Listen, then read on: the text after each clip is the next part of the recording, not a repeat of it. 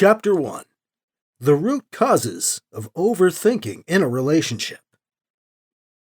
Before we can begin talking about all the different techniques you can use to overcome overthinking, we must first understand what overthinking really is and where it comes from. Trying to overcome overthinking without understanding its root cause would be a bit like putting a Band-Aid over a deep wound that really needs stitching.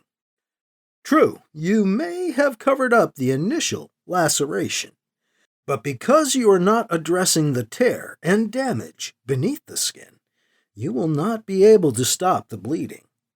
Similarly, you have to understand what the signs of overthinking are.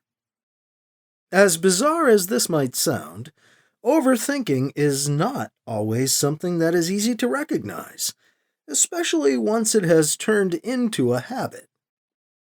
Habits are a bit like reflexes, after all. You do not really have to think about them to execute them. If a ball is flying towards your face, you do not think about raising your arms to protect yourself. You just do it. Going back to the whole wound analogy from a moment ago, you can liken overthinking to an internal wound. You might not be bleeding on the outside, but inside, something might be very wrong, and, therefore, causing you a great deal of pain, even if you do not immediately realize it.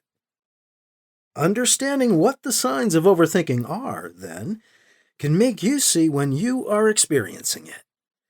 Having recognized that you are overthinking things, you can press that big red stop button in your mind and change your patterns of thinking. Understanding relationship anxiety, root of overthinking in a relationship. A lot of people believe that thoughts are just something that happens to us. They seem to think that our thoughts come to us when and where they please, flitting in and out of our minds seemingly at random. This, however, could not be farther from the truth. We have a lot more control over our thoughts and how they affect us than we think we do. We might not be able to control every single little thought that pops into our minds, but we have the power to choose which ones to follow after.